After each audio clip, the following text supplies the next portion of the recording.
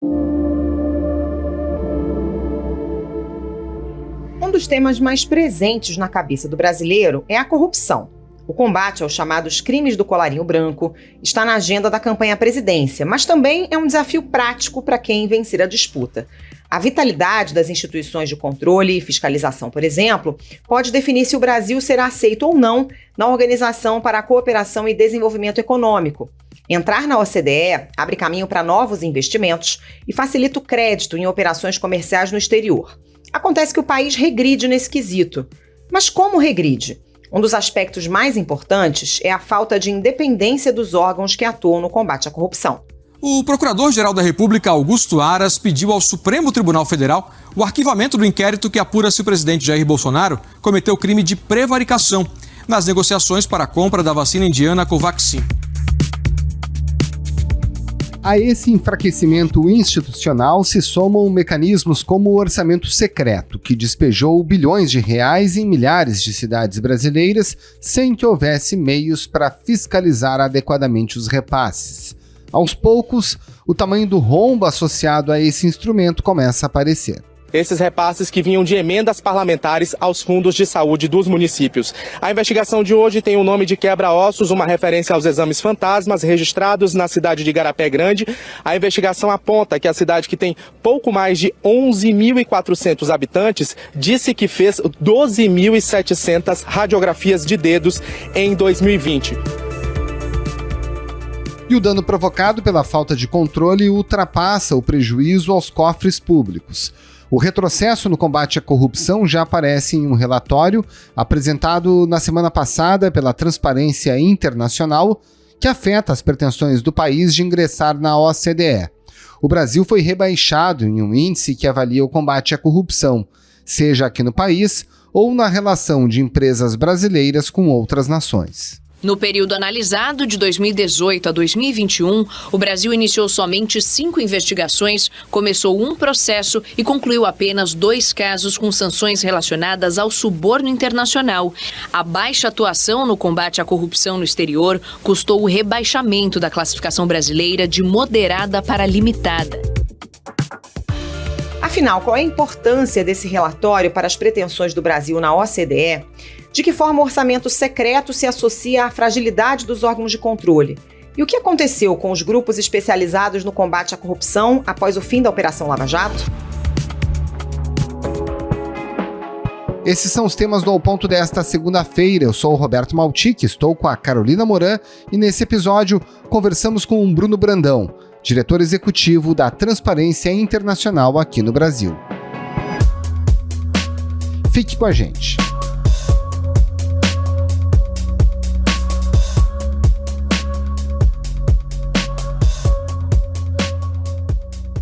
Bruno Brandão, para a gente começar, como funciona essa classificação da Transparência Internacional relacionada ao suborno transnacional e como ela se relaciona com a análise que é feita pela própria OCDE para determinar se os países implementaram ou implementam ou não a Convenção Antissuborno? Bom, esse relatório da Transparência Internacional, que é um relatório global, são mais de 40 países, todos os países que são signatários da Convenção da OCDE contra o suborno transnacional, e também outros países que não são signatários, mas que são grandes exportadores e têm grande peso no comércio internacional, China e Índia, Singapura, por exemplo. E o Brasil, ele não é membro da OCDE, mas ele é signatário da Convenção Antissuborno desde 2002, então quase 20 anos, em dezembro faz 20 anos da assinatura da Convenção pelo Brasil.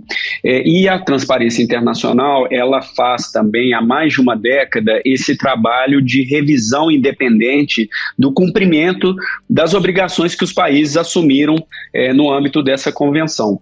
E essa convenção, ela tem uma importância muito relevante entre as convenções contra a corrupção no mundo, que tem a Convenção da ONU, da OEA, que são mais genéricas, né? Corrupção em suas várias manifestações. E essa da OCDE é mais focada em um tipo específico e importantíssimo de corrupção, que é a corrupção transnacional. É a corrupção que normalmente empresas exportadoras e multinacionais, elas pagam suborno em mercados, em geral, emergentes, para conseguirem contratos ou condições favoráveis aos seus negócios. Então é um tipo de corrupção muito praticado por países ricos, inclusive. Mas acontece em países como o nosso também. É o caso mais simbólico, ilustrativo da Odebrecht, que saiu subornando o mundo afora. O presidente do Peru, Alan Garcia, se matou com um tiro na cabeça hoje de manhã, quando a polícia entrou na casa dele em Lima para cumprir um mandado de prisão. Alan Garcia era investigado pela Lava Jato peruana e suspeito de receber dinheiro de forma ilegal da construtora brasileira Odebrecht. Então essa convenção, ela olha especificamente isso, e o relatório da transparência é se os países estão cumprindo suas obrigações para combater esse tipo de corrupção. Bruno, falando agora especificamente sobre o caso do Brasil, o país passou de uma classificação de implementação moderada da convenção para limitada. O que isso significa e quais são os principais aspectos que levam a esse retrocesso? Isso quer dizer uma reversão de uma trajetória positiva do Brasil. Nos últimos anos, o Brasil, nos dois últimos relatórios de 2018 e 2020, o Brasil ele tinha tido um desempenho positivo. Como 2018, o Brasil saltou 2 posições favoráveis, são 4 classificações, né? A classificação pior é a de não implementação, a seguinte é de implementação limitada, depois moderada e de alta implementação. O Brasil tinha dado em 2018 um salto da classificação de não aplicação para a classificação de aplicação moderada. Ele saltou 2 posições, isso é raro até. Por quê? Principalmente pela Lava Jato. A Operação Lava Jato, ela olhou muito para a corrupção transnacional também. O Brasil tinha pouquíssimos casos antes disso de investigações e sanções a empresas brasileiras corrompendo fora do país. O caso mais importante antes da Lava Jato era da Embraer, que pagou suborno na República Dominicana, na venda dos tucanos, mas depois, com a Lava Jato, foram muitos os casos, né, de investigação e sanção. E por isso o Brasil conseguiu dar um salto na classificação de aplicação da convenção. E o que aconteceu? Em 2020 o Brasil não continuou na trajetória de melhoria, ele não deu um salto para a seguinte classificação, né, de alta aplicação, e ele estagnou. Ele em 2020 ficou ali no moderado. E o que aconteceu agora é retrato dos retrocessos que nós estamos vivendo e que foi o rebaixamento de classificação desse de 2022.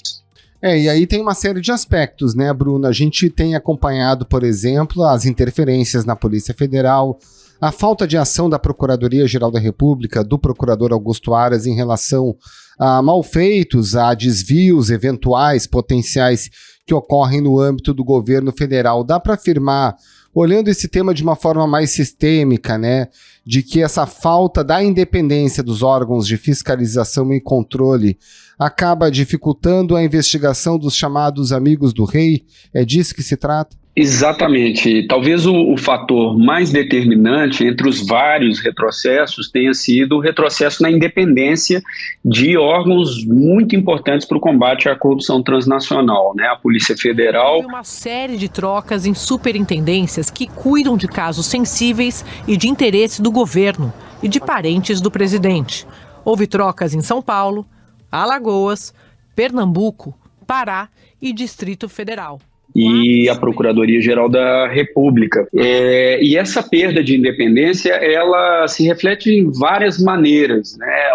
O agente público, o investigador, né? Um procurador, um policial federal, um delegado, ele não percebe respaldo na instituição para que ele entre e avance em casos contra alvos poderosos. Ele fica ali receoso porque não vai ter os recursos de apoio e o próprio respaldo institucional se vier um contra-ataque, é o que vem vindo com frequência. Isso acaba causando o que a gente chama de chilling effect, né? O efeito de amedrontar a atuação dos agentes, né? E isso, então, tem um impacto sistêmico. Agora, um aspecto que é muito importante também, que diz respeito diretamente à capacidade de investigar esse tipo de crime transnacional, corrupção das empresas brasileiras fora, é a descontinuação do modelo das forças-tarefas.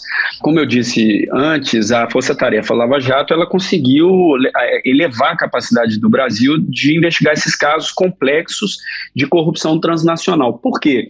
O Brasil teve duas inovações nos anos recentes que foram muito importantes para a melhoria da capacidade de enfrentamento da macrocorrupção, né? Que foram uma inovação legal e uma administrativa, organizacional. A legal foram os instrumentos de colaboração, porque isso permitiu pela primeira vez, facilitou muito que as investigações chegassem às escalas maiores, aos níveis maiores de comando das organizações, e isso foi de fato revolucionário nas investigações de casos complexos, quebrando, né, o silêncio da máfia, o chamado omertá, só que isso gerou um grande desafio para o modelo de funcionamento do Ministério Público brasileiro, porque os casos não paravam de crescer com as delações, então tem um movimento de crescimento exponencial dos casos, que é impossível um procurador sozinho conseguir levar adiante esse trabalho, essa carga de trabalho, e com isso os casos vão ficando para trás, prescrevem e resulta em impunidade. Então foi muito importante uma outra inovação administrativa, que foi uma forma de trabalhar em equipe. Isso não acontecia antes no modo de trabalho tradicional do Ministério Público. As forças-tarefas, não só da Lava Jato, mas a Greenfield, a Amazônia, permitiu que o Ministério Público, os investigadores, explorassem a máxima possibilidade aberta com os instrumentos de colaboração. O que aconteceu recente? Além da perda de independência, a descontinuação desse modelo que se transferiu para os GAECOS, né, que não são substitutos perfeitos e muito menos da forma como foi feito pelo Procurador-Geral Augusto Aras, que não proviu de recursos essenciais esses GAECOS para darem conta dessas megas investigações. E isso teve um impacto gigantesco sobre o combate à macrocorrupção e à corrupção internacional no Brasil, pelo Brasil. Os irmãos Renato e Roberto Rodrigues, segundo a Justiça, seriam os responsáveis por inserir no sistema do SUS dados superestimados de serviços que receberam recursos do chamado orçamento secreto, das emendas do relator-geral do orçamento, e, dessa forma, teriam desviado dinheiro público. Bruno, tentar ilustrar o que você está falando com um caso muito presente hoje em dia. O Brasil tem bilhões de reais que estão sendo alocados dentro do chamado orçamento secreto. Isso tem ocorrido de 2020 para cá em volumes muito acentuados. Aí na última sexta-feira a gente teve o que seria a primeira prisão de indivíduos suspeitos de corrupção com recursos do orçamento secreto.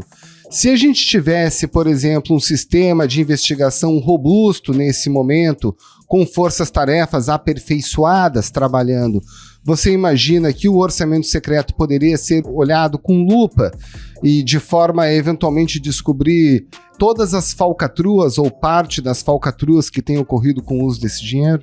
Bom, mesmo se nós tivéssemos o melhor sistema de controle da corrupção, e a gente está tão longe disso, e no nível local ainda mais longe, que é para onde esse dinheiro vai jorrando aos bilhões, mesmo se houvesse essa estrutura, que nem nos nossos sonhos nós temos, ele não deveria existir, né? O orçamento secreto é talvez o maior caso de institucionalização da corrupção que se tem registro no Brasil. O que a gente chama de institucionalização da corrupção é quando, por um verniz de legalidade, de institucionalidade, se promove esquemas abertamente corruptos, na sua essência corruptos, que é a apropriação de vastos somas do erário público para benefícios pessoais, né, de membros do Congresso Nacional e do governo federal com fins políticos e fins de corrupção mesmo, de fins materiais, né, como a gente tem visto. E o impacto desses casos, ele é gigantesco e talvez em 3 dimensões principais. A primeira dela é a perda imensa de qualidade do gasto público, do investimento em políticas públicas, que já é tão limitado, escasso, o recurso disponível no orçamento, ele perde, porque esse recurso vem de algum lugar, ele vem de áreas, foram 10 bilhões aprovados do ano que vem, que sairão da saúde para o orçamento secreto. 10 bilhões de reais da saúde, que antes pelo menos iam destinados com alguma lógica de necessidade, priorização dos técnicos do Ministério da Saúde, e agora vão para interesses paroquiais, de curto prazo, de quem faz as emendas, aprova as emendas no parlamento. O segundo aspecto do dano é corrupção na veia, e são recursos jorrando do orçamento federal para as localidades onde os menores controles nós temos, né, nos municípios, né, menos transparência e controle, chegando ali, indo direto para o ralo da corrupção. E o terceiro impacto, também muito relevante, é o dano à democracia. Isso perverte o processo competitivo eleitoral, porque alguns políticos vão se beneficiar, normalmente a ala mais corrupta, né, o bloco do Centrão, que domina esses repasses, eles ganham benefícios ali que se revertem em votos, e foi exatamente o que aconteceu, o resultado eleitoral mostrou, e que conseguiram se reeleger, aumentaram a quantidade de votos graças ao uso desproporcional disso, né? Então, impacto gigantesco também democrático, né? E sobre os controles, o problema não é, nem nesse caso, não são nem os grandes mecanismos para enfrentar grandes esquemas de corrupção, como foi na Lava Jato, essa corrupção transnacional que precisa de grandes equipes especializadas. Essa corrupção, ela é banal, ela é tosca, essa no município, né? Então, são procedimentos básicos de controle que poderiam detectar isso e impedir. Por exemplo, mas isso também houve um retrocesso gigantesco nesse governo. Os números mostraram, o próprio Breno Pires, que revelou pela primeira vez o orçamento público, ele também revelou que o número de auditorias e ações de controle do Ministério da Saúde reduziram de uma média de 1.300 procedimentos anuais de controle e auditoria para 200 no governo Bolsonaro, no último, né? Então, despencaram também as ações de controle, ao mesmo tempo que abriram o cofre, jorrando recursos para esses municípios.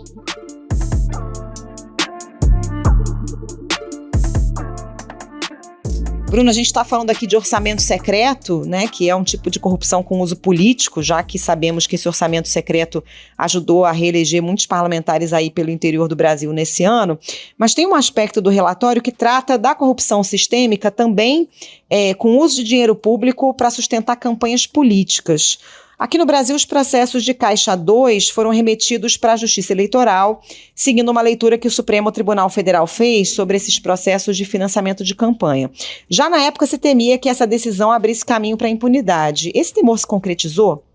Sim, essa decisão do Supremo, ela teve um impacto sistêmico muito grave, porque houve uma decisão muito disputada ali no pleno do Supremo Tribunal Federal, que casos relacionados a crimes eleitorais deveriam sair da Justiça Federal para a Justiça Eleitoral. O que aconteceu com essa decisão? A Justiça Federal, ela é muito mais capacitada, ela tem muito mais recursos e ela tem especialização, tem as varas especializadas em crimes financeiros, em lavagem de dinheiro, crime organizado, etc., que tem juízes já muito experientes para lidar com esse tipo de caso, e o Ministério Público também, na sua especialização técnica, que poderiam investigar esses casos de corrupção, mesmo que houvesse alguma ligação com esquemas eleitorais de Caixa 2. Com a decisão do Supremo, o que aconteceu? Qualquer caso que tivesse alguma ligação com algum crime eleitoral passava para a competência da Justiça Eleitoral, que não tem nenhuma fração da capacidade, os recursos, a especialização da Justiça Federal para lidar com esses crimes complexos. O Tribunal de Justiça anulou hoje as condenações de 15 réus da Operação Lava Jato e determinou que os processos sejam encaminhados à Justiça Eleitoral. E muitas vezes os casos transnacionais também têm ramificações em esquemas de corrupção política dentro do país. E o caso a Lava Jato mostrou como que o ponto de entrada da corrupção nos países estrangeiros, da Odebrecht, a máquina de corrupção, de exportação de corrupção da Odebrecht, o ponto de entrada nos países era justamente o financiamento ilícito de campanhas políticas. O Caixa 2 de política, por ali entrava Caixa 2 para pagar, de fato, campanhas, né, distorcendo ali a competição, mas também a campanha servia para lavar dinheiro que ia direto para o bolso também dos políticos. Então foi uma decisão que teve um impacto muito importante para a corrupção, a luta contra a macrocorrupção no Brasil e fora do Brasil.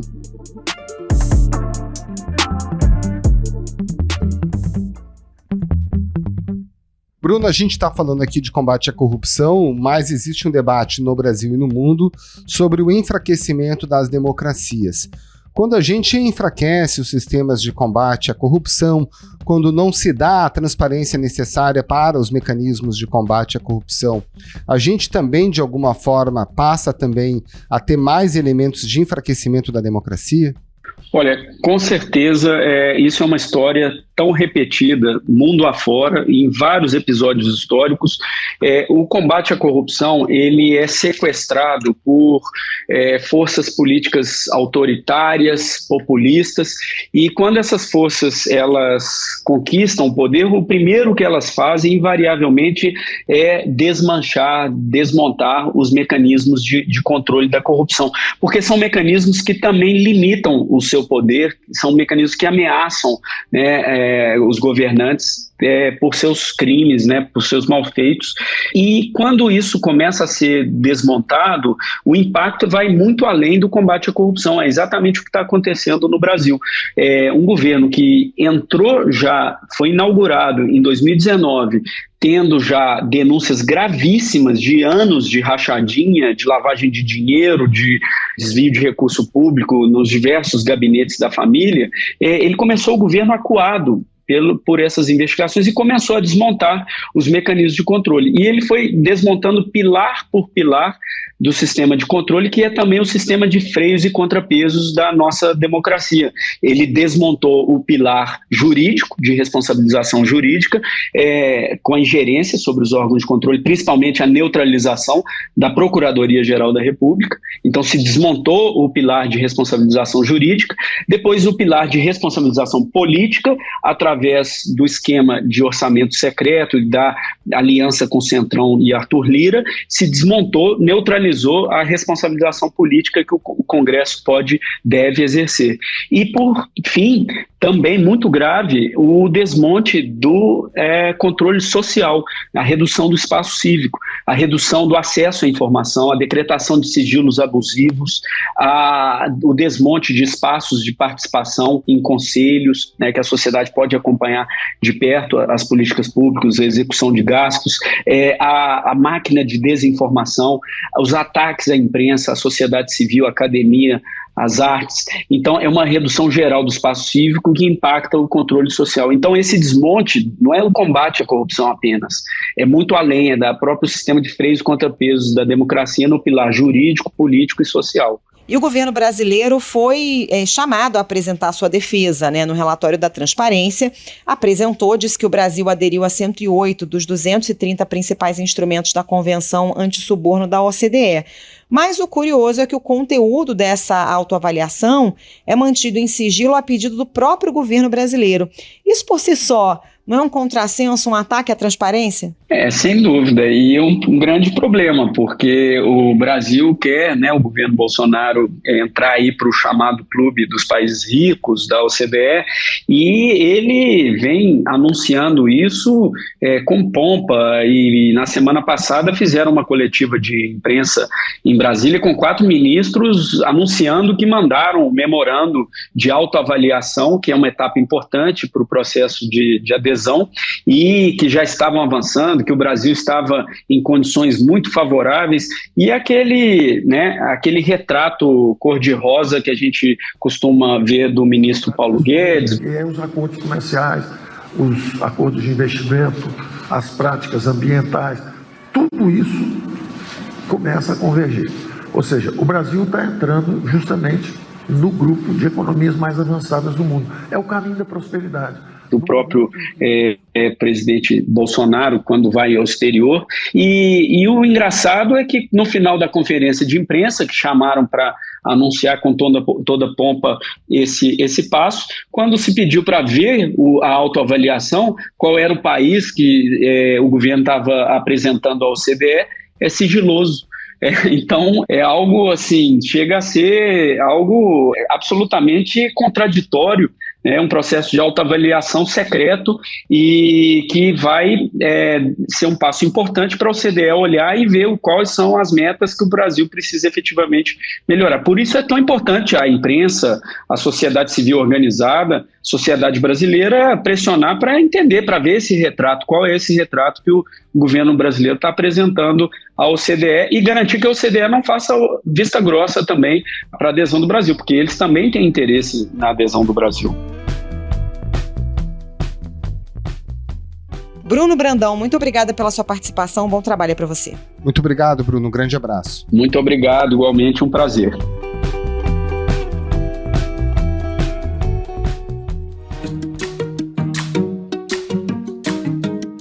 Esse foi o Ponto de Hoje, o podcast diário da redação do Globo. Nessa conversa a gente conta com a participação de toda a equipe do jornal, as mesmas pessoas que levam até você informação e análise de qualidade todos os dias. Quer saber mais? Assine o Globo. Acesse assineoglobo.com.br e confira todas as notícias e reportagens especiais. Nesse episódio, além dos áudios da TV Globo, a gente utilizou áudios do UOL e da TV Cultura. A produção é da Júlia Pina e a edição do João Guilherme Lacerda. Tchau. Até mais.